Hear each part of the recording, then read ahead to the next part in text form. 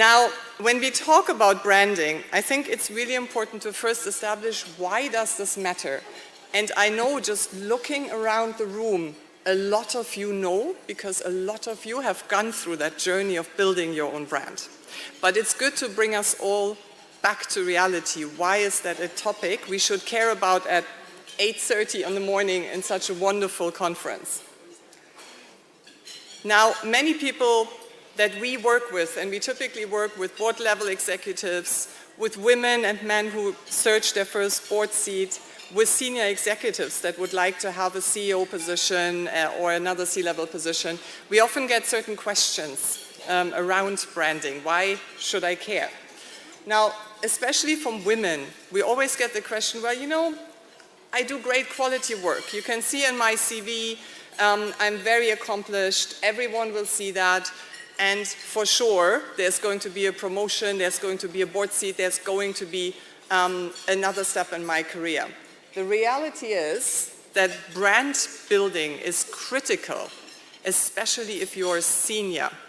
It is not obvious just by doing great work that the next step is in your future.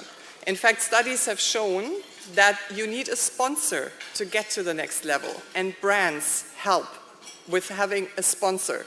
You are much more likely to get either promoted or find the next job if someone is supporting you. Another question we often get, and a worry especially from female executives, is if I do this, I will stand out. I will be perceived as a diva. I will not be liked anymore by others because it will be perceived as too much about me. And that's uniquely female, even for very senior, accomplished women. Now, the reality is that at the senior executive level, at the board level, it cannot be about popularity. It's about authenticity. And we will talk about authenticity as a key tenet of your personal and professional brand. You have to find what you stand for, and you have to stick with it. Popularity is not going to get you the board seat or the executive position.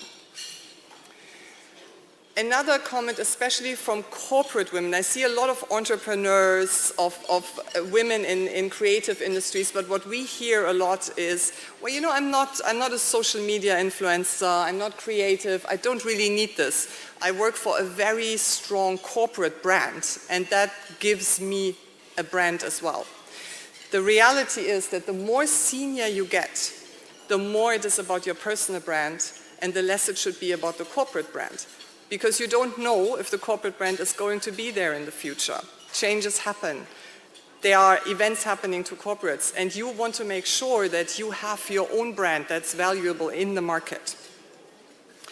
And the last one is about time. I am already busy. I don't have time to spend on this.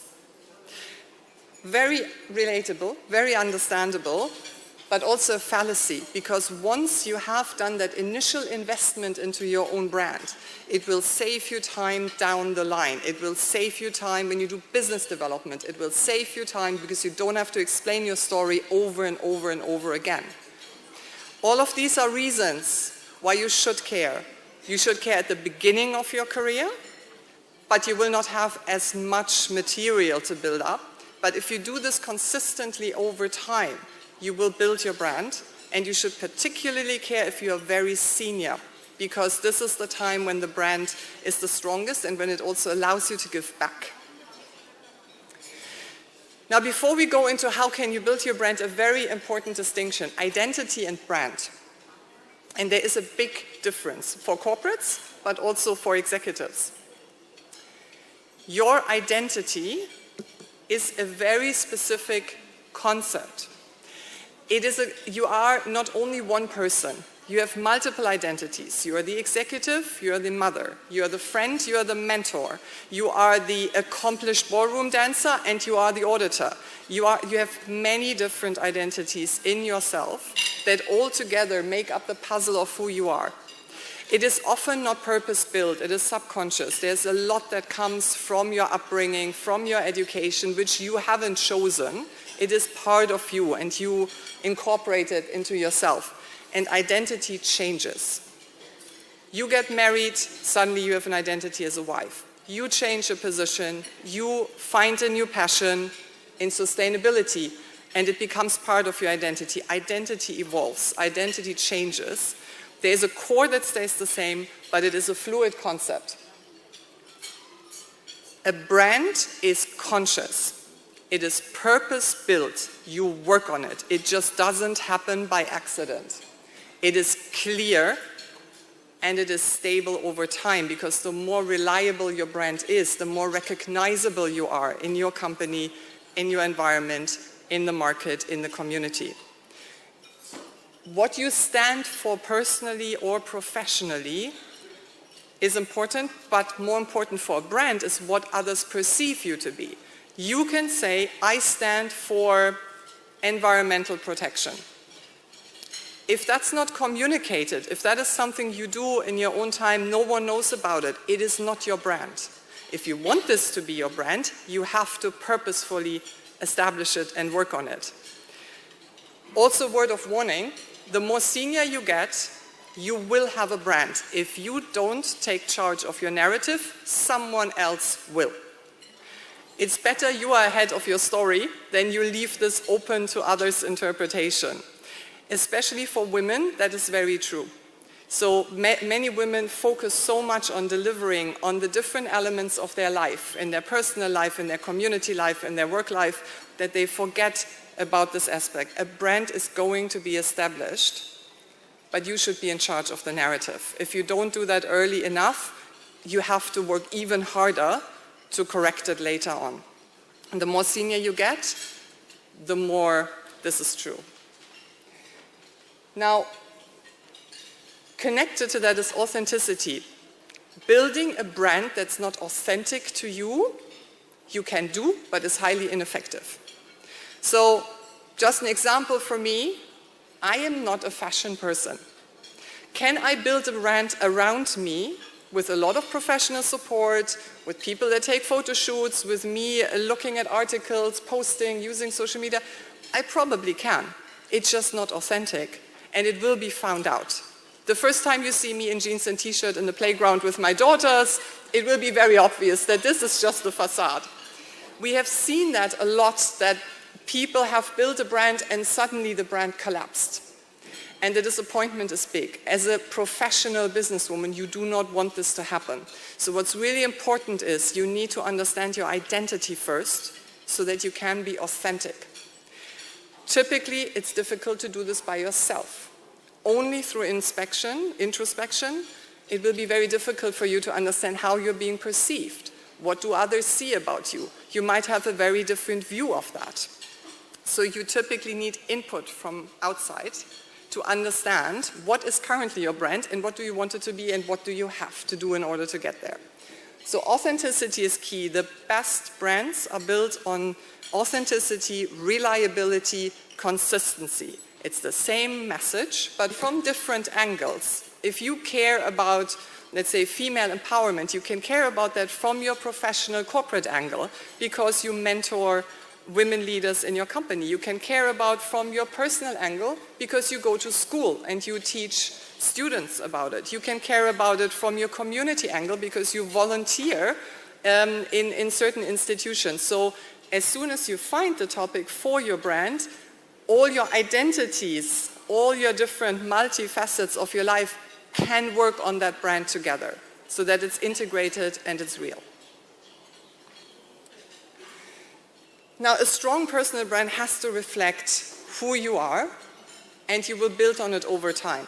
I just want to briefly highlight one example of how this works and why this is important.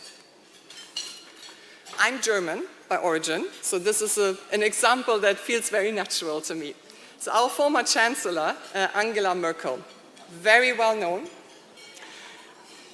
Her brand, probably very recognizable, not only the visual brand of being extremely consistent when it comes to outfits, when it comes to hand gestures, when it comes to how she presents herself, but the messages, the content.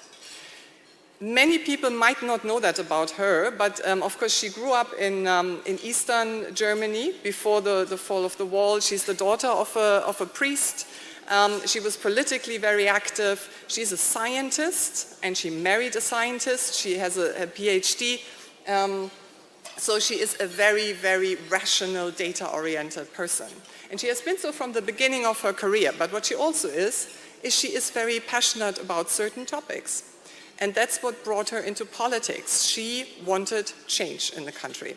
So at the beginning of her career, she was a protege. She managed with her strong brand of being a very rational, very precise scientist to get a high-level sponsor. She had the former chancellor before her and the chairman of her party sponsoring her. And her first role was actually the Minister for Families in Germany after the wall came down.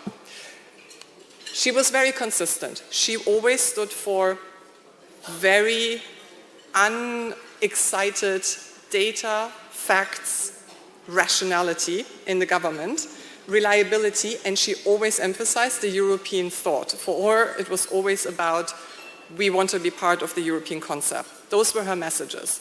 Reliability, stability in the economy, in the society, and in the concert of the European nations. She has done that throughout her entire career.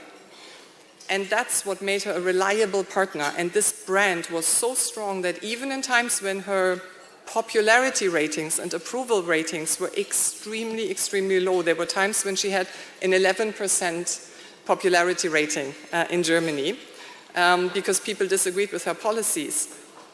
But it didn't matter. She didn't care for the popularity. She didn't want to win the popularity contest. She was on brand, and she said, if that's not what you like, you can change me. But I will stick to what I believe is the right thing to do. That made her such a reliable partner that she left office with a 72% approval rating. So throughout her career, she stuck to what her brand is. And again, you can see that very consistently. She was extremely recognizable in her role. So she earned her respect, and she earned a lot of influence just by having a very, very strong, authentic brand that was linked to her identity. She didn't make it up. It was really her. Now, of course, she had a very long career as well, so she had time to build on that. Building a brand is not something you do overnight, and it often needs help. There are just a few learnings before I hand over to Julia, who has a lot more examples and substance on that, but some learnings that are really important to bear in mind when you think about your brand or what it is today and what you want it to be. Today you are a multifaceted identity. You have different aspects. It's a rich tapestry of who you are. One word doesn't typically describe you as a person. For a brand, you need an elevator pitch. Whomever you introduce yourself in this audience, for example, you should have the one sentence that explains why you're here, what you do, who you are, what you are about. A brand is concise, and a brand is something that you live with every facet of your identity. The second one is, it's not just an item on your to-do list. So if you say, okay, I understand now, I have to build a brand, I'm senior, I'd like to join a board, I need to write a board biography at some point to talk to people like Laura, I'll add it to the to-do list, I'll get to it at some point. Embrace the exercise. It's a journey where you first understand your identity, who you are, what is credible about you, and you ask questions about how others see you, and sometimes it's interesting what you learn about yourself. Embrace this as an exercise in getting to know yourself better. It's not a task on the to-do list. It is really a transformation and an understanding about yourself. And then get help. Typically, building a very strong executive brand is not something you just do internally. You ask colleagues, you ask for feedback, you try to understand how others have done it. It's a process where you should enlist help. You don't have to do this by yourself. And be open to listen. Sometimes, when you hear what people think about your current brand, it's not what you want to hear. It is very different from how you perceive yourself. That can be good, that can be bad, but you have to listen and you have to accept it because this is your current brand, and if you want to shift it, you have to consciously work on it. Another topic that is dear to my heart for female executives in particular is the networking topic. In general, executives, but in particular women, overemphasize what Harvard sociologist Robert Putnam calls the bonding capital. You network within your industry, within your company, within your community, within the industry, or within the function that you are in. So you attend the conferences for your specific area. Chances are you meet a lot of people like you in these conferences. So standing out from that crowd is very difficult because many have a similar biography, they might have similar stories, they have similar interests. You need what is called the bridging capital, and this is a fantastic example of something like that. You network across industries, where on a table like this in a CFO conference, you would all be sitting with CFOs. So yeah, you can bond, you can share, you can commiserate, but standing out is difficult. Right now, there are many different individuals on every table, across industries, across countries. You might be the only CFO on that table. So this is much more interesting. You can actually see how to position yourself. What's the standout factor? So bridging capital is important. Many executives, male or female, don't do that often enough and strategic and consistently enough, but it is critical for you to really establish your brand also outside of the area that you're already known in and where everyone is very similar to you. And the last one, and that again is particular for women, always difficult, do good, be good at your job, be successful, but talk about it. And it feels unnatural and it feels wrong to self-promote because that's something that has been taught and that has been always ingrained in us. But it is critical. Without that, it is very difficult. When we do executive searches, we take references. Not only of people that have worked with you very closely, but of people who might know of you to understand what your reputation in the market is. If people say, never heard about that person, no idea, maybe she's good, maybe she's not, no, I don't know. It doesn't mean you're a strong influencer in your industry. If you don't want to do that to yourself, have others do it on your behalf. Try to find conferences where you, thought pieces, position yourself, go into associations. There is always a way, if that is something that is not your nature and you cannot overcome that, how you can enlist your ecosystem to help with that. Voluntarily or involuntarily, they might know or not, but point is, you need to do this. And especially for women, that's something that we often see when they come to us and they say, I've had 25 years as a senior executive, I would now like to go on a board. And we ask them, let's write your board biography. What are your key successes? They find it very difficult to talk about it. And they have. And we help them and we talk with them. But point is, you should have that as an elevator speech. You should not need someone to ask you that question to be able to say it and not reflect on it first.